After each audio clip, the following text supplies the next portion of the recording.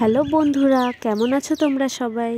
আচ্ছা বলো তো, এই শীতকালে কার কার ফুলকপির পকোড়া খেতে ভালো লাগে?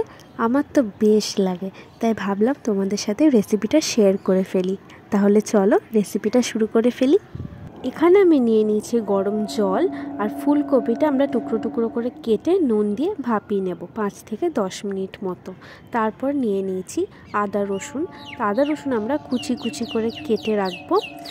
ফুলকপি ভাপানো হয়ে গেলে জলটা ফেলে অন্য একটা পাত্রে আমরা এবারে সব ম্যারিনেট করব। প্রথমে দিয়ে দেব নুন, লঙ্কা গুঁড়ো, ধনে গুঁড়ো, হলুদ গুঁড়ো, জিরে গুঁড়ো, সবই 1 টিস্পুন মতো। তারপরে দিয়ে দেব আদা রসুন কুচোনো, একটু চিনি, এরপরে ময়দা দিয়ে দেব। আপনারা বেসনও দিতে পারেন, আপনারা বেসন বা ময়দা দুটো অল্প অল্প করেও দিতে পারেন। আমি এখানে শুধু ময়দা ব্যবহার করছি। এরপর অল্প অল্প জল দিয়ে আমরা মাখিয়ে নেব। মাখাটা খুব পাতলা করব না, মোটাই রাখবো, নাহলে কিন্তু বেশি জল পড়ে গেলে ফুলকপির গায়ে কিন্তু কিছু লেগে থাকবে না।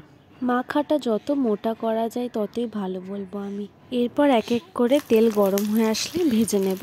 শুরুতে ফ্লেমটা হাই করে আমরা তেলটা ভালো করে গরম করে নিয়ে তারপর একদম লো টু মিডিয়ামে রেখে আমরা পকোড়াগুলো ভাজবো, নাহলে কিন্তু আগেই লাল হয়ে যাবে আর ভিতরে সেদ্ধ হবে না।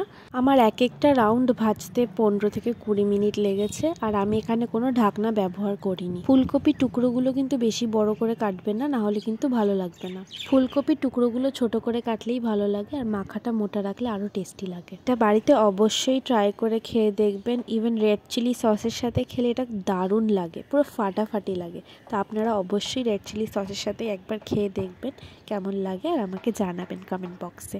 আবার দেখা হবে পরের ভিডিওতে। Bye bye.